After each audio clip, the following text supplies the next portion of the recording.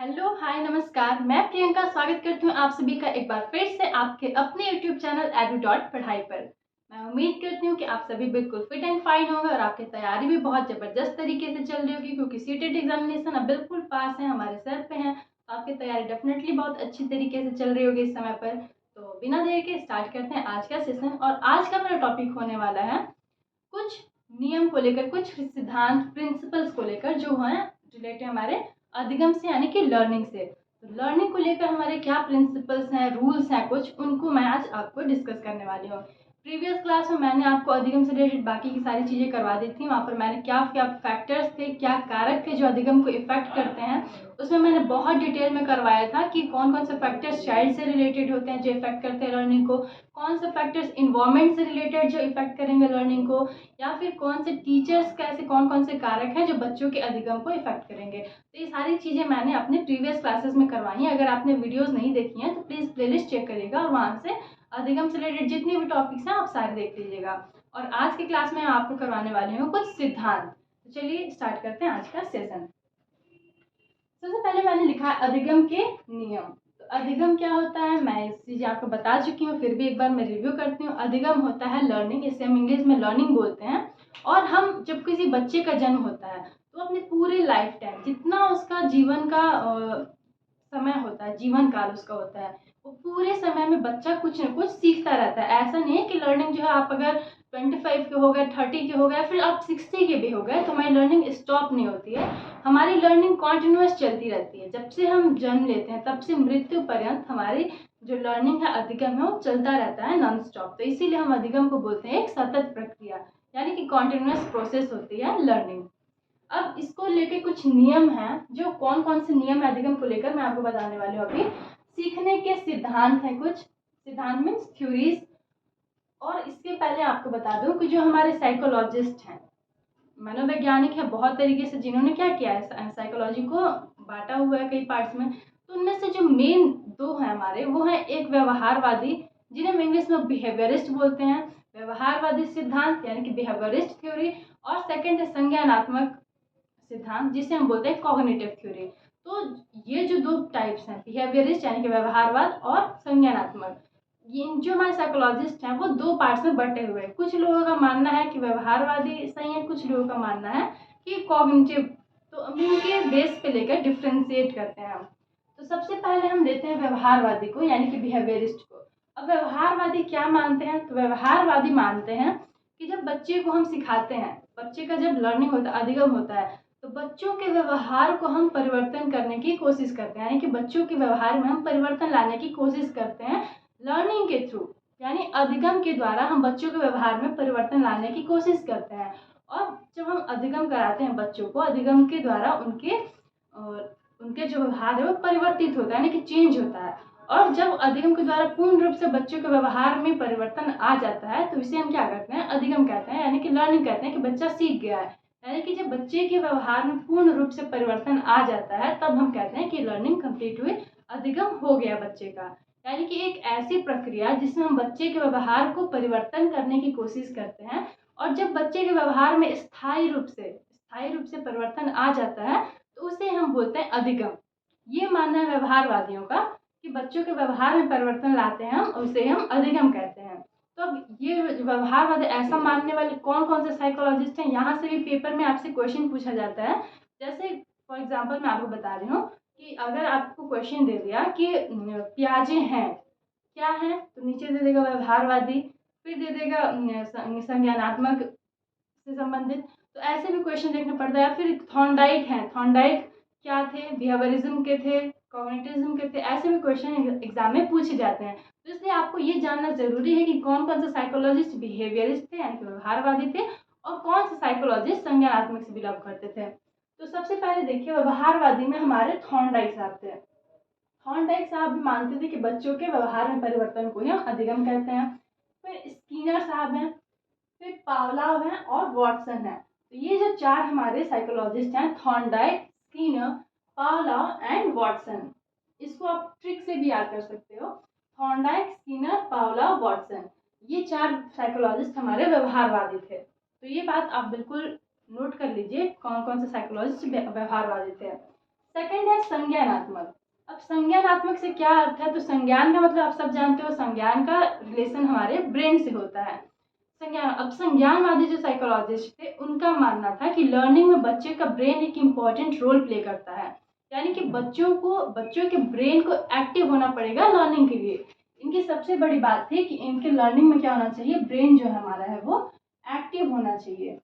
ये मानना था कॉग्निटिज्म का, यानी कि जब कॉग्निटिव के अनुसार बच्चों के ब्रेन ही होता है जो सबसे इंपॉर्टेंट रोल प्ले करता है उनके लर्निंग में। जैसे कि बिहेवियरिज्म का मानना था कि व्यवहार में परिवर्तन के द्वारा अधिगम होता है, वैसे इनका मानना था कॉग्निटिज्म का कि बच्चों के ब्रेन ही इंपॉर्टेंट है, ब्रेन ही बच्चों का इंपॉर्टेंट रोल प्ले करता है लर्निंग में, क्योंकि बच्चों का ब्रेन अगर एक्टिव रहेगा तो ही लर्निंग होगी, अदरवाइज लर्निंग नहीं होगी यहाँ पर। तो ये हमारे दो पॉइंट्स हो गए कि बिहेवियरिज्म क्या होता है, व्यवहारवाद क्या होता है, और कॉग्निटिज्म क्या होता है यानी कि संज्ञानवाद क्या होता है। ये दो चीजें मैं उम्मीद करती हूँ कि आपको यहाँ से क्लियर हो गई होंगी कि बिहेवियरिज्म क्या मानते थे, कॉग्निटिज्म क्या मानते थे।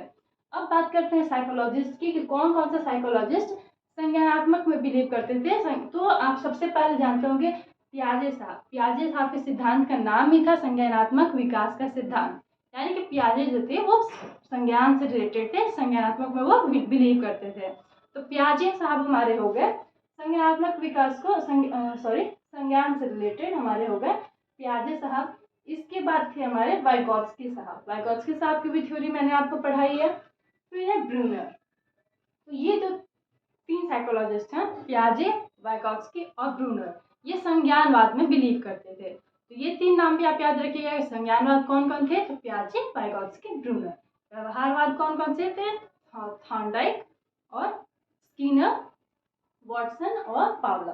ये चारों हमारे थे बिहेवियरिज्म के सपोर्ट में। तो ये हो गई कुछ बात। अब जब बिहेवियरिज्म की बात करते हैं यानी कि व्यवहारवाद की बात करते हैं, तो व्यवहारवाद में जो सबसे बड़े एक बहुत ही इंपॉर्टेंट जो साइकोलॉजिस्ट है, यहाँ से क्वेश्चन भी भर भर के पूछे जाता है एग्जामिनेशन में, वो है थॉर्नडाइक।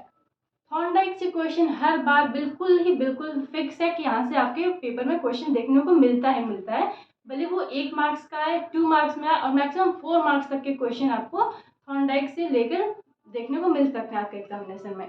तो थॉर्नडाइक जो थे उन्होंने कुछ मुख्य नियम दिए थे, यानी कि जैसे हम कुछ लॉज बोलेंगे लर्निंग के, लॉज ऑफ लर्निंग दिए थे थॉर्नडाइक ने। उन्होंने 3 टाइप्स के दिए थे मेन लॉज, और 5 दिए थे उन्होंने जैसे जो मेन नहीं थे, गॉड नियम हम जिन्हें बोलते हैं, secondary laws. 3 primary laws and 5 secondary laws उन्होंने बताए थे थॉर्नडाइक साहब ने। अब वो नियम जो आपके हैं, जो रूल्स हैं, वो बहुत, जो लॉज हैं बहुत इंपॉर्टेंट हो जाते हैं आपके लिए, क्योंकि यहाँ से क्वेश्चन पूछे जाएंगे। तो बात करते हैं थॉर्नडाइक के, जो मैंने सीखने के मुख्य नियम लिखे हैं, ये थॉर्नडाइक के हैं।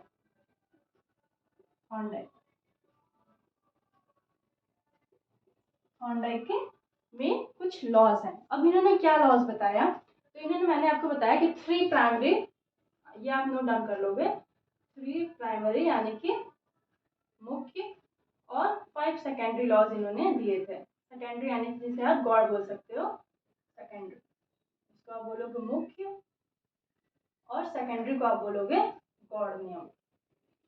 ये 2 तरह के नियम थॉर्नडाइक साहब ने दिए थे। अब देखिए, इनका सबसे जो पहला नियम था वो था तत्परता का नियम, जिसे हम इंग्लिश में बोलते हैं लॉ ऑफ रेडीनेस। ये दिया था थॉर्नडाइक साहब ने। तो ये जो लॉ ऑफ रेडीनेस है, तत्परता का नियम है, इसका मतलब क्या होता है, इसका मतलब होता है, थॉर्नडाइक साहब का मानना था कि बच्चों को तत्पर होना पड़ेगा सीखने के लिए। तत्पर होना पड़ेगा मतलब कि बच्चों को रेडी होना चाहिए सीखने के लिए। अगर बच्चा प्रिपेयर नहीं है सीखने के लिए, रेडी नहीं है सीखने के लिए, तो आप उसे फोर्सफुली नहीं सिखा सकते हो। ये बातें मैंने आपको पहले भी बताई हैं कि अगर बच्चे का मन ही नहीं है सीखने का, तो आप उसे ज़बरदस्ती नहीं सिखा सकते हो। तो वही चीज़ ये बोलता है तत्परता का लॉ, तत्परता का नियम, यानी कि बच्चे को एक्टिव करना पड़ेगा हमें। अगर क्लास में आप टीचर हो, आप आते हो क्लास में बच्चों को पढ़ाने के लिए, और बच्चे पढ़ने के लिए बिल्कुल तैयार ही नहीं है, रेडी ही नहीं है बच्चे, तैयार ही नहीं है आपको पढ़ने के लिए, तो आप उसे कितना भी पढ़ा दो, बच्चे के माइंड में कुछ बात नहीं जाने वाली है। तो ये रिस्पॉन्सिबिलिटी होती है टीचर की, कि टीचर बच्चों को रेडी करे पढ़ने के लिए। जैसे टंग ट्विस्टर्स होते हैं, वो किस लिए होते हैं, इसलिए होते हैं कि बच्चे जो बाकी के काम कर रहे थे, वो सारे कामों को छोड़ के बच्चे को ध्यान आप टीचर की तरफ कर लो। तो आप कैसे करोगे बच्चों का ध्यान अपने तरफ, आप किसी टंग ट्विस्टर का यूज़ कर सकते हो, और बच्चों को बोलोगे चलो बच्चों मैं टंग ट्विस्टर आपको बोलूँगी और आप इसे रिपीट करोगे, तो बच्चे क्या करेंगे, सारे काम छोड़ के, बच्चों को टंग ट्विस्टर में मज़ा आता है, तो वो क्या करेंगे, जो आपस में वर्क कर रहे थे बच्चे, जो बातें कर रहे थे, वो बातें करना स्टॉप कर देंगे और सब टंग ट्विस्टर में उनका ब्रेन आ जाएगा कि नहीं टीचर की बात को सुनना है, वो क्या बोल रहे हैं, टंग ट्विस्टर, अभी हमको खेलना है। तो इस तरह से आप अट्रैक्ट कर सकते हो बच्चों को अपने लिए और बच्चों को रेडी करा सकते हो पढ़ाने के लिए। आप क्लास में कोई बच्चा इधर अपना कुछ वर्क कर रहा है, कोई बच्चा उधर वर्क कर रहा है, ऐसे में अगर आप पढ़ाना स्टार्ट करते हो तो बच्चे कुछ भी नहीं सीखेंगे। इसलिए ज़रूरी है कि आप पहले बच्चों को रेडी करिए पढ़ने के लिए, कि बच्चे तैयार हो जाए, विलिंगली वो पढ़े वहाँ पर। तो इसके लिए आपको कुछ ऐसी एक्टिविटी करानी पड़ेगी कि बच्चा जो है वो आपकी तरफ ध्यान दे, आपकी बातों को सुने। तो ये था सबसे पहला तत्परता का नियम, यानी कि law of readiness. Second law जो था वो है अभ्यास का नियम, यानी कि लॉ ऑफ प्रैक्टिस। ये भी दिया था थॉर्नडाइक ने, ये इनके अभी मैं 3 मुख्य नियम आपको करवा रही हूँ। तो सेकंड अभ्यास का नियम, यानी कि लॉ ऑफ प्रैक्टिस। अब ये क्या होता है, तो आपने इसका बेस्ट एग्जांपल मैथ्स के थ्रू होता है। बहुत सारे स्टूडेंट्स हैं जिनको मैथ्स में प्रॉब्लम होती है, और आपने देखा होगा कि जब तक आप जितना जिस सब्जेक्ट से भागते हो वो सब्जेक्ट आपको उतना ही परेशान करता है। वहीं पर जब आप उसके सम्स, मैथ के सम्स अगर आप कॉन्टिन्यूस करने लगते हो तो वो चीज़ें आपको धीरे धीरे आने लगती हैं। तो ये कैसे आने लगती है, प्रैक्टिस के थ्रू, यानी कि अभ्यास के थ्रू। बात करते हैं, ये पढ़ाई से इसे हटा दीजिए, आप मान लीजिए साइकिल चलाना, स्कूटी चलाना, बाइक चलाना, कुछ भी है, अगर आप प्रैक्टिस ही नहीं करोगे तो आपको वो चीज़ नहीं आएगी। लेकिन अगर आप बार बार प्रैक्टिस करते हो, अभ्यास करते हो, तो अभ्यास के द्वारा आप उन चीज़ों को करने में बिल्कुल एक्सपर्ट हो जाते हो। क्या ऐसा आ जाता है कि सीखना क्या, आप उस फील्ड में बिल्कुल आप एक्सपर्ट हो जाते हो उस चीज़ के। तो ऐसा कैसे पॉसिबल है, जब आप अभ्यास करोगे, प्रैक्टिस करोगे। तो एक हॉन्डाइक साहब का कहना है कि बच्चे को अगर हम बार बार अभ्यास करवाएंगे किसी चीज़ का, तो बच्चे को क्या होगा, बच्चे को वो चीज़ें आ जाएंगी, लर्निंग पॉसिबल हो जाएगी बच्चे के लिए। तो ये था सेकेंड लॉ, कि आप बच्चों को प्रैक्टिस करवाइए, बार बार बच्चों को प्रैक्टिस करवाइए। इसे ही हम बोलते हैं अभ्यास का नियम। और आप देखते भी होगा कि अगर हम किसी चीज़ को बार बार करते हैं तो वो चीज़ें हमें आ जाती हैं। तो ये था अभ्यास का नियम। थर्ड है हमारा, नहीं थर्ड नहीं, आप इसमें जो अभ्यास का नियम हमारा था, लॉ ऑफ प्रैक्टिस था, इसमें इन्होंने 2 नियम और बताए थे, इसके अंदर ही आते हैं ये दोनों नियम। तो फर्स्ट है हमारा उपयोग का नियम। जैसे उपयोग का नियम का क्या होता है कि आप मान लीजिए, इसका सबसे बेस्ट एग्जांपल है टेबल को लेकर। अब उपयोग का नियम है कि जैसे आप किसी चीज़ को अगर आप यूज़ कर रहे हो तब तो वो आपके माइंड में रहेगा, लेकिन अगर आप उन चीज़ों को यूज़ करना बंद कर दिए तो आप धीरे धीरे उन चीज़ों को भूल जाते हो। जैसे टेबल की बात करते हैं, तो आपको 2 से 10 तक का टेबल, आपने बचपन में ही टेबल्स पढ़ी थी, उसके बाद आप टेबल्स, बहुत कम ही बच्चे होते हैं जो जब उनका क्लास 6 7 के बाद से टेबल को रिवाइज करना बहुत कम बच्चे करते हैं। लेकिन जो हमारे 1 से लेकर 10 तक का टेबल होता है वो जनरली यूज़ होता ही रहता है, होता ही रहता है। तो इसलिए वो चीज़ें आपके माइंड में सेट हो जाती हैं। लेकिन अगर मैं अभी इंस्टेंट आपसे बोल दूँ कि 19 का टेबल आप सुनाइए, तो टू बी ऑनेस्ट बहुत कम स्टूडेंट्स होंगे जिनको 19 का टेबल, 19 1 19, 92 38, ये आपको याद होगा। लेकिन इसके आगे वाले में आप भूल जाओगे। क्यों भूल जाओगे? क्योंकि आपने इसे यूज़ ही नहीं किया। आपने इसको यूज़ किया, 19 का टेबल का यूज़ बहुत कम होता है और इसलिए लोग उसे भूल जाते हैं। बट आपको 2 का टेबल, अगर अभी कोई आपसे पूछता है, तो 2 का टेबल आपके लिए परमानेंटली आपके माइंड में सेट हो चुका है। क्यों हो चुका है? क्योंकि आप उसे बार बार यूज़ करते हो। तो इसी का मतलब है कि अगर आप किसी चीज़ों को यूज़ करते हो, उपयोग का नियम, कि अगर आप किसी चीज़ को लगातार कंटिन्यूसली यूज़ कर रहे हो तो वो आपके पास रहेंगे, यानी कि आप उसे भूलोगे नहीं, आपको याद रहेगा। लेकिन अगर किसी चीज़ों का आपने यूज़ छोड़ दिया, उसको आप यूज़ ही नहीं कर रहे हो, अप्लाई ही नहीं कर रहे हो, तो वो चीज़ें धीरे धीरे आपके माइंड से बाहर चली जाएंगी, आप उसे भूल जाओगे। तो आई होप कि मैंने जो एग्जाम्पल दिया टेबल वाला, उससे आपको उपयोग का नियम और अनुप्रयोग का नियम दोनों ही आपको चीज़ों को समझ में आ गए होंगे कि उपयोग का नियम क्या होता है, अनुप्रयोग का नियम क्या होता है। ये हो गया। अब थर्ड लॉ पर आते हैं। थर्ड मुख्य लॉ जो हमारा था वो है प्रभाविता या प्रभाव का नियम, यानी कि लॉ ऑफ इफेक्ट। अब ये जो है प्रभाविता का नियम, इसका मतलब होता है कि जब आप कोई काम करते हो, कोई आप एक्टिविटी करते हो और वो करके अगर आपको कुछ अच्छा रिजल्ट मिलता है, कुछ अच्छा उसका रिजल्ट मिलता है आपके, या फिर आपको लोग आपको सराहना करते हैं, आपकी प्रशंसा करते हैं उस काम के लिए, तो वो काम आप और भी मन से करते हो, आप और मोटिवेट फील होते हो उस काम को करने के लिए। लेकिन अगर आपने कुछ काम किया और वो काम सक्सेसफुल नहीं हुआ और उसके लिए आपको क्रिटिसाइज किया जा रहा है, आपको उसके लिए आलोचना की जा रही है, तो वो काम करने का आपका दोबारा मन नहीं करेगा। आप कितनी भी कोशिश करो, लेकिन आपके मन में कहीं ना कहीं ये बात हो जाएगी, नहीं कोई फायदा नहीं है। फॉर एग्जाम्पल, अगर आप किसी कॉम्पिटिटिव एग्जाम की प्रिपरेशन कर रहे हो और आपने एक अटैम्प्ट दिया, एक अटैम्प्ट में आपका नहीं हुआ, आपने सेकंड अटैम्प्ट दिया, उसमें भी नहीं हुआ, थर्ड अटैम्प्ट आपने दिया, आपने ये भी आपसे नहीं हुआ, अगर तो क्या होता है, लोग बोलने लगते हैं कि तुम्हारे बस का नहीं है, छोड़ दो, या फिर आपके भी मन में कहीं न कहीं ये चीज़ आती है कि अब तो ये मेरे बस का है नहीं। लेकिन अगर आप उसके करते रह जाते हो, अगर आपने एक अटेम्प्ट दिया और आपका एग्ज़ाम क्लियर हो गया, तो आप और भी एग्ज़ाम देने को सोचोगे। या फिर मान लीजिए क्लास में ही है, क्लास में अगर टीचर ने आपको एक सम दिया करने के लिए, आपको नहीं आया, तो आप जल्दी उस चीज़ को फिर दोबारा करने के लिए नहीं सोचोगे। लेकिन अगर टीचर आपको एक क्वेश्चन दिया और आपको आ गया, आपको और भी मज़ा आता है उन सम को करने में कि मैम और दीजिए, मैम और दीजिए। ऐसा सबके साथ होता है बचपन में कि अगर हम जिन चीज़ों को मैथ से क्वेश्चन ही कर रहे होते हैं, तो अगर वो क्वेश्चन हमसे हो जाए तो हमें और भी करने का मन करता है। लेकिन जैसे हम किसी क्वेश्चन में अटकते हैं, वहाँ से हमारा मन हटने लगता है कि नहीं, अब तो मुझे अब आएगा ही नहीं। ये क्यों होता है? ये प्रभाव का नियम के लिए होता है, उसी के यही रीज़न है उसके लिए। अगर हम कोई काम करते हैं और उसका अच्छा रिज़ल्ट मिलता है, तो हम उस काम को और करने की कोशिश करते हैं। अगर नेगेटिव रिज़ल्ट आता है, अच्छा रिज़ल्ट नहीं आता है, तो फिर हमें करने का उसका मन हटते जाता है। ये होता है प्रभाव का नियम। अब बात करते हैं जो थॉर्नडाइक के सेकेंडरी लॉज थे, यानी कि गॉड नियम थे। इसे हम सेकेंडरी बोलते हैं, सीखने के गॉड नियम को सेकेंडरी लॉज हम बोलते हैं। तो ये भी इंपॉर्टेंट है आपके लिए उतने ही जितने के मुख्य लॉज थे, मेन लॉज जो आपके इंपॉर्टेंट थे, वैसे ही सेकेंडरी लॉज भी आपके लिए उतने ही इंपॉर्टेंट होने वाले हैं। तो बात करते हैं कि कौन कौन से सेकेंडरी लॉज थे थॉर्नडाइक साहब के। तो पहला है बहु अनुक्रिया का सिद्धांत। बहु अनुक्रिया का सिद्धांत मीन्स मल्टीपल अटेम्प्ट, बहुत सारे प्रयास आप करिए। ऐसा नहीं है कि एक प्रयास किए और नहीं आया, आप बहुत सारे अटेम्प्ट करिए, बहुत सारे ट्राई करिए, एक तरीके से नहीं हो रहा, आप दूसरा तरीका अपनाइए। कोई सी भी चीज़ को सॉल्व करने के लिए एक तरीके से नहीं हो पा रहा है, तो आप दूसरा तरीका अपनाइए, यानी बहु अनुक्रिया करिए। बहुत तरह की आप कोशिशें करिए किसी काम को करने के लिए। तो ये होता है बहु अनुक्रिया का सिद्धांत। एक ऐसा नहीं है कि अगर कोई एक प्रॉब्लम आई तो एक तरीके से आपने सॉल्व किया, नहीं हुआ तो आप दूसरे तरीके से अपनाइए, बहुत सारे प्रयास करिए आप। तो ये होता है हमारा बहु अनुक्रिया का नियम। सेकंड है मानसिक स्थिति का नियम। मानसिक स्थिति का नियम मतलब कि आप क्या करिए, बच्चों के मानसिक जो स्थिति होती है वो अच्छी होनी चाहिए पढ़ाई के दौरान। अगर बच्चों की मानसिक स्थिति सही नहीं है और आप उसे पढ़ने बैठाए हो, तो क्या होगा, वहाँ पर लर्निंग नहीं हो पाएगी, क्योंकि बच्चा मेंटली बिल्कुल फिट होना चाहिए। अगर बच्चे के मन में कोई और बात चल रही है, कोई बच्चा किसी बात को लेकर परेशान है, तो उसकी लर्निंग नहीं हो पाएगी।